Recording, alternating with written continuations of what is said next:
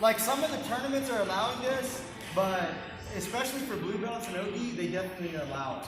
But some tournaments for white belts, they won't let you do this, but it's just good to know for self-defense purposes, you know, because we also teach self-defense, not just sport jiu-jitsu or whatever. So, and then you could ask the referee, if you compete, ask the referee, hey, is this legal? Most of the time for blue belts and up, in no-gi, it is. And gi, sometimes it's illegal.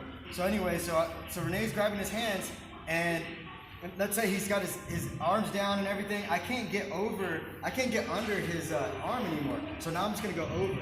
And you can do either direction, guys, whatever direction you like. So I'll go here, I grab, just like a triangle. I'll grab, and then I squeeze. And then there's a tap right there. So he's gonna grab. If he keeps his hands in there, it's gonna wrist lock him. So, and it hurts a lot. And I can go the other way too. Come around, lean toward his head, back down, there's a tap. So he's keeping everything tight. I can do either leg. Throw it over, lean, tap, lean towards the head, throw it over. It's just go, I'm just triangling. All I'm doing, guys, is I'm just doing this. Everybody in here can do a triangle. Is that bicep slicing when you're doing that? Or? It depends. Sometimes it depends on your person's, on your partner or your opponent's body type. Sometimes it causes pressure on the bicep. For some people, they feel it more on the forearm. Other people, it'll wrist lock them. You know, so it just does a lot of damage to their arm. And everybody's different. Some people, it hurts their elbow, you know.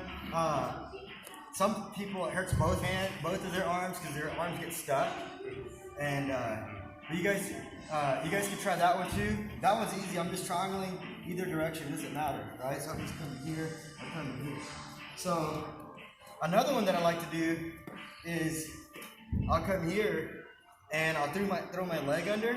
And so let's say some guys, they like to glue their head, especially big, strong guys. They'll glue their head to the mat, so I can't get him to come up. So what I'll do if that happens, I take this foot behind his head like this. See where my toe is up? You can see my toe on this side. Now I throw my other leg over, and I'm scissoring his neck. So it's cutting off the artery, he's choking him on both sides, and I'm leaning back at the same time here. See? So I could either catch him with the choke, with my legs, or armbar too. And then for the blue belts and up, you also got wrist locks. You just wrist lock it in here, right? So one more time, we're here. Pull the leg through. You know, see, I take this leg off, swing this one behind his head, and then throw this one by his neck. Scissor my legs, so my legs are doing this. This one's coming down, this one's coming up. All right, so I'm here. Boom, scissor. Everybody got it? The last one I'll show, so we'll do 4 today, but the last one I'll show is, let's say like he's got this tight, and for whatever reason, like every time I throw this leg over, he catches, right? He's gonna catch him with his hand.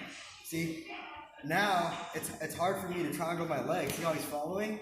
And now I can't get this one over behind his head. All those other options are gone, right? So what I'll do is I'll pinch this tight, like this, and then usually when I start pinching this tight or going for a wrist lock, they usually grab their hands together again. See, now he brought his hands back, but he's still so strong.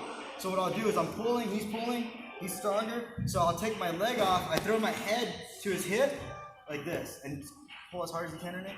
So they gotta commit and pull as hard as they can. So I take this leg off, I throw my head to his hip, like this. Now I circle behind him. Now I'm behind him. So now I can go through my killer chokes. Does that make sense? So, and the way I set that up is, he's committed to pulling in tight. So he's committed, he's pulling tight. Maybe I'm down by 2 points or 3 points or whatever, and I need to get some points on the board, but I don't want to like necessarily pull my leg down. Now he's gonna turn into my guard. You know, I'm coming here, he's gonna come up, or he's out or whatever, right? So he's holding tight, I'm holding tight. We're both pulling tight. I take this off. I throw my head and my entire body towards his hip, towards his legs, like this. So I'm here, and I circle my body behind him. Now we're here, okay? And then the cool thing about this is he's still under my hands under his armpit. Anytime I want the arm bar again, I just punch like this, right? So I pull back and bring my forearm, just my forearm, not my elbow, just my forearm right here in front of his neck. And I grab my hand, I push, and I swing my leg back down. And a lot of times, especially the big, strong guys, we'll go back and forth. So they'll pull tight, and I might do this like, 3 or 4 times in one round until I get something. Then we're back here. You know what I'm saying? Does that make sense? Down. We'll just go back and forth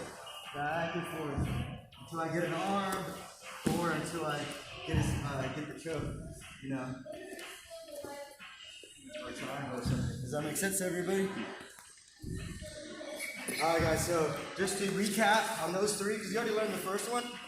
To recap on those 3 is I pull, I can throw my leg over, squeeze, get the tap, I pull, throw my leg over, squeeze, get the tap, either one. I shoot this one through, go behind the head, throw this one on his neck, scissor my leg, fall back, wrist lock or arm bar, and then I'm here, he's pulling tight, I'm pulling tight, just take that leg off, throw your body in a circle.